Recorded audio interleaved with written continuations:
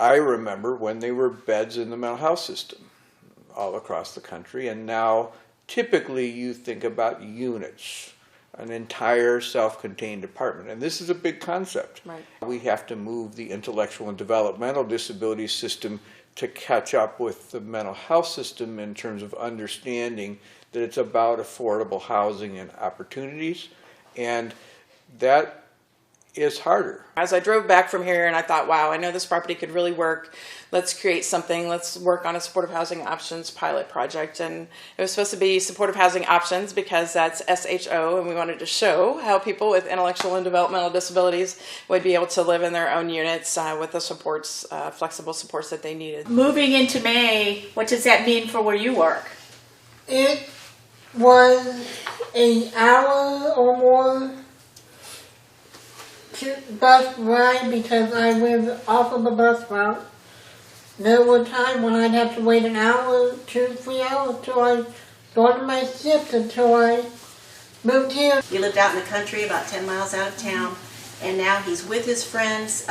He feels safe. Well, socially, Adam's been able to enjoy a much better social life. I've made friends with a guy named Bob who has a developmental disability, but Bob knows exactly what he wants out of life. And for 4 years, Bob lived in one of our state-operated developmental centers where all those decisions were made for him. And that was not right. That compromised Bob's liberty and Bob's dignity. And Bob is now very happy living in the community and is a tireless advocate for other people. One of those elements that's really important that we've been leveraging is partnerships with community housing authorities, such as the one that made this place possible. And that's their work. Our piece of it is making sure that we provide the quality and the quantity of services that enable people with developmental disabilities to live, in integrated settings, with other members of the community. Essentially what we're looking at is kind of throwing the whole system on its head, so to speak. Heretofore, when an individual was selected for what we refer to as waiver services, what they would do is they'd get an award letter, and then we'd connect them with a service provider. And if the service provider had a set of services they offered, that's what was available for the individual.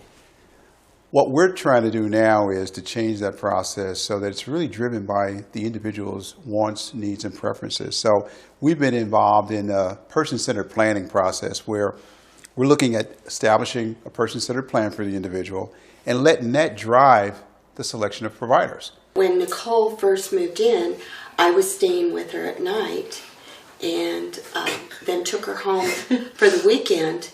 And when I was ready to bring her back Sunday, she told me, she said, "Mom, it's okay." She said, "You don't have to stay." She said, "I'm okay by myself." She says, "I'm okay." So, I mean, my heart, as I cried, my heart went pitter-patter. I like it here, too. Yeah. Because I like this home better. Yeah. I'm sorry I'm crying. No. Okay. You crying because you're happy? Yeah. Of joy. On behalf of Madison County Housing Authority, our Board of Commissioners and staff, we would like to say we're appreciative to be a part of the transition to independent living.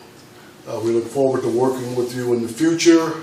We are planning developments in the very near future, and we hope that you can be a part of the living process there as well. Thanks for coming, you guys. And Thanks it's for a being beautiful here. building, and we're all thrilled with it. And Oh, it's it's gorgeous. lovely, and it's a Adam's got great something location. here. And oh, that's right, Adam.